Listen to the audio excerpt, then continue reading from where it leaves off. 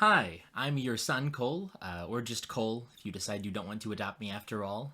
I wanted to talk about some movies today, because I really love film and television, and I feel like I don't get to talk about it enough, or I've talked about it so much that I've annoyed all the people around me, so I'm talking to you all about it today. Congrats. Woohoo! I made a Letterboxd account just a few months ago. If you don't know what Letterboxd is, it's basically like, I want to be a movie reviewer, but like, casually. So I made an account for that, finally. And in this video, we are going to check out some of my movies and reviews, some of the ratings that I've given out on my Letterboxd account. That is Your Son Cole, if you want to go check it out.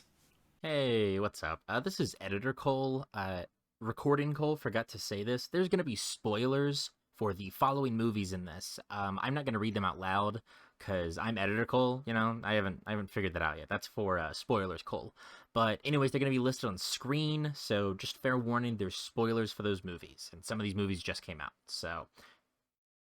yeah, okay, yeah, that's it. Thanks, bye. So first, we're going to start with some movies from 2022, because it just happened. And then we can kind of work our way through some other movies. Top Gun Maverick, 3.5. Probably my parents' favorite movie from last year, but I don't know. I feel like I missed something. Like, am I supposed to know who this guy is? Is this like a Tom Cruise cinematic universe I just don't know anything about? Scream 2022, 4.0.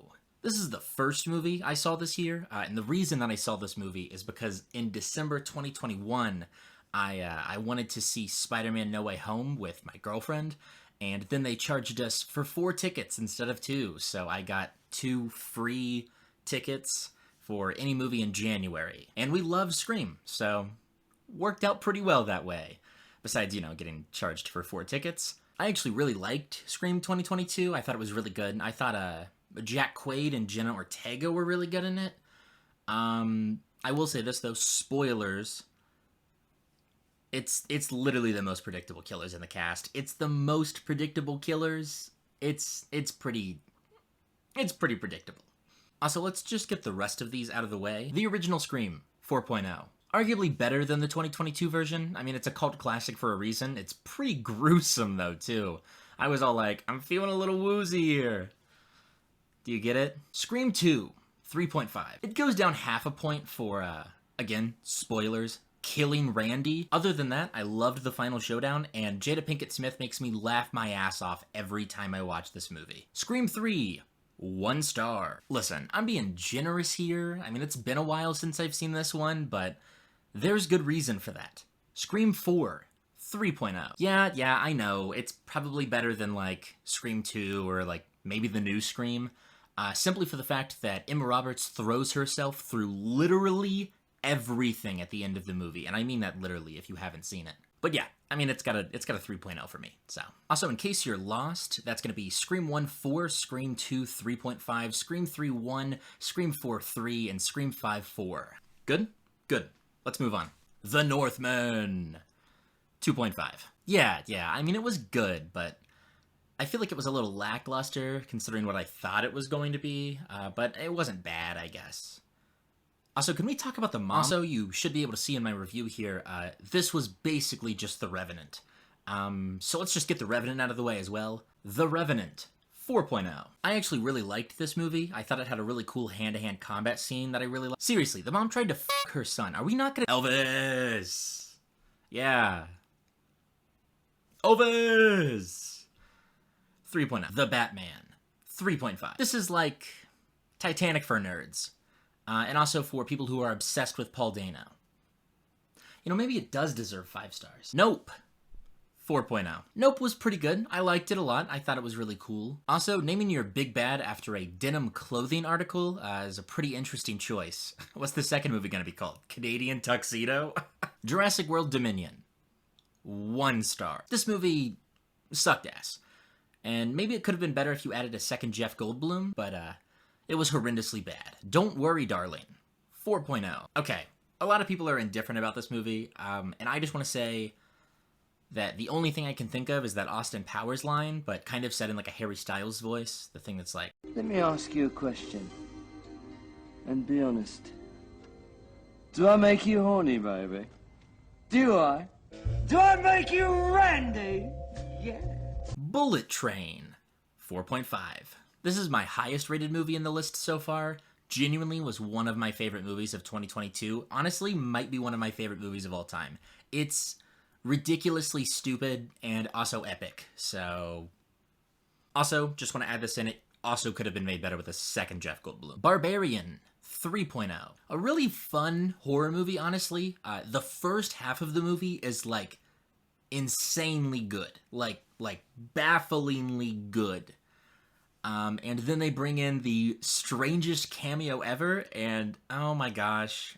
I think we can all agree that the cameo that comes in is genuinely hilarious. But if you don't know anything about this movie, I'm not going to say who the cameo is.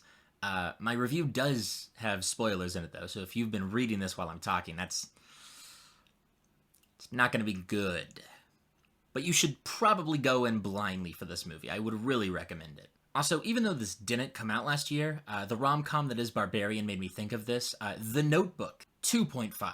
I'm sorry, but I can't stand it when movies decide, you know what would be really great for this rom-com? Let's have one of the characters, or maybe even both of the characters, do some of the stupidest things imaginable. I don't know, like, let's have her marry some other random dude, who's perfectly fine, by the way, at least from what we can tell, and then let's just have her, like, leave his ass. How about that? Dumb. Also, that's spoilers for The Notebook, but also if you haven't seen Hick Ryan Gosling in a rom-com, maybe just watch it now, actually. It's been out for years. I'd say this as I literally just saw it in 2022. I don't want to, like, brag or anything. I just wanted to, like, say, like, maybe you should watch The Notebook by this time. Like, if you cared about spoilers, you probably would have already watched it. I just wanted to clarify that.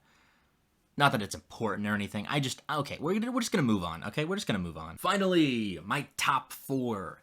Letterboxd has a thing where you can lay out your 4 favorite movies on the front of your profile, so we're gonna go through my favorite movies right now. I'm Thinking of Ending Things, 5.0. A movie about the human condition, if the human condition was dehydrated and hallucinating and depressed. Very, very depressed. 5 stars. Little Miss Sunshine, 5 stars. This movie, oh my gosh, it's fantastic. If you haven't seen it, I would recommend it. The hospital scene, if you have seen it, like, you know what I'm talking about. I almost died from secondhand embarrassment watching this movie, but I would highly recommend it. It's an easy 5 stars. The Parent Trap, 5 stars. Now listen, I don't cry a lot, okay? I just don't. It's not like anything serious. I just don't cry a lot. I've watched The Parent Trap twice, and I've cried both times. It is an amazing, amazing movie. Also, it has the only acceptable version of why are these characters being the dumbest fucking people alive, but I still love it, so. And, I've had the script written out for a little bit. I've had my Letterboxd account for like a few months now.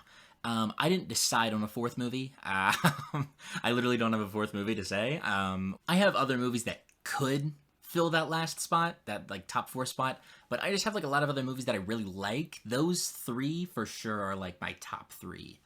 And then the 4th one, I don't know. Like, it could be Bullet Train. It could be like other movies that I really liked that are also on my profile and have 5 stars, but like, I didn't pick one for like several months, so I don't know what you want me to do. I'm just a guy on your screen right now, so there's nothing I can do about that. But hey, that's great. You know, we made it through all of the movies. You know, my top 4 movies, the movies that came out in 2022, and some other filler ones in there.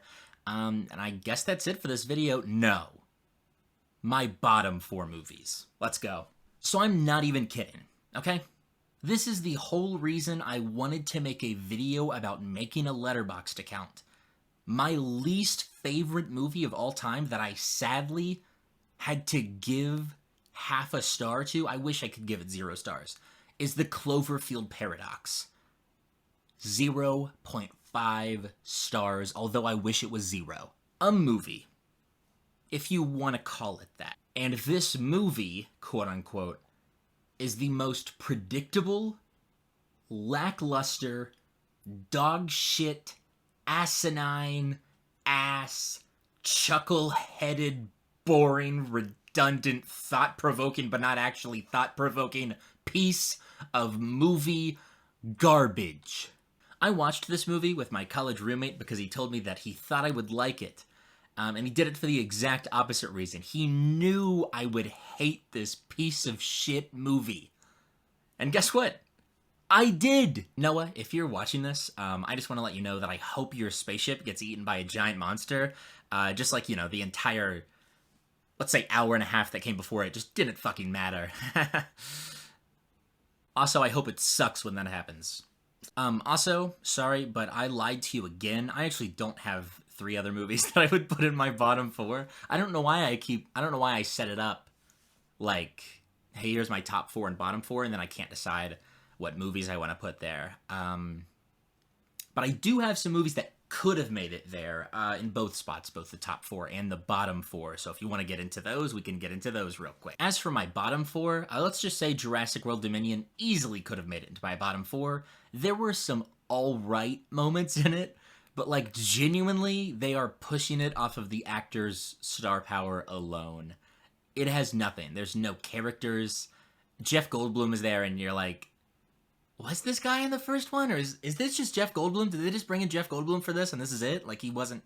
Like, he's not a character. He was just Jeff Goldblum throughout the whole thing. And honestly, I understand why you'd make that mistake. I understand. Just nothing in this movie matters. Nothing in this movie matters, and it also has Chris Pratt. So, The Invisible Man, which I gave a 2.0 to, was also a close contender for this spot. Not because it's, like, really a bad movie. It's got some cool elements, some really cool stunts. But I feel like they take a story that has very interesting elements. You know, like, they modernize an old movie, because it was originally a 1939 movie? Editor Cole, correct me on that? Ding. No matter the interesting topics that they tackle in this, it feels really cheesy. I don't really know how to explain this. I watched this movie, like, around the time when it came out, because the My Hero Academia movie was only in theaters for a week, and we didn't realize it. So we had to watch a movie, and we watched this one for some reason. And I just didn't like it. And my brother saw the trailer, and he was like, this has to be a dark comedy, and it wasn't. It was a fully serious movie for the most part. And it's weird. And then my mom watched it, and she didn't like it either. And it's like, I don't know. I don't know if I'm the problem here. Taylor. But I kind of feel like it's the movie. And now we've reached possible contenders for my top 4. That, of course, would be Juno, Cabin in the Woods, Parasite, and Her. I love those movies so much. As cool as it would be for me to just be like a pretentious douchebag and put only the greatest movies here in my top 4, I just don't want to do that. Because that's lame and dumb and also stupid. I love all of these movies, from Jason Bateman giving the most uncomfortable performance in this standout movie that is Juno, to Paul Dano yelling fuck after like an hour and a half of screen time without saying a single word, from Jesse Buckley's weird-ass performance in the movie that's like, did I just do drugs before watching this? That movie. All the way to Parasite. It's Parasite. It's great. If you haven't seen it, please watch it. Just watch foreign films in general, but like, especially that one. It's literally groundbreaking. Here are some other movies that I saw in 2022, or at least they came out in 2022. These movies are going to be The Fabelmans, Glass Onion, Megan, and The Menu. I saw those movies. I also saw Smile, but I literally don't want that movie on my Letterboxd. It is so depressing and also just not really a great movie. So here's my reviews for those 4 movies that I listed. That again being Megan, The Fabelmans, Glass Onion, and The Menu. Woo! We brought the hat back. Anyways, that's going to be my whole video for realsies this time. Again, if you want to follow my Letterboxd, that's going to be Your Son Cole. It's going to be linked in the description. You should also follow my Twitch, my Twitter, my Instagram, and my TikTok. All of those are also going to be Your Son Cole. Because that's who I am. I'm your son. And I miss you. Bye. Do I make you horny, baby? That was kind of too Austin Powers and not as much Harry. Harry is more like deep, isn't he? He's got like more... Harry's deep. He's hashtag deep. Do I make you horny, baby? I'm like closing my lips. Do I make you horny, baby? That might have been good. I don't know.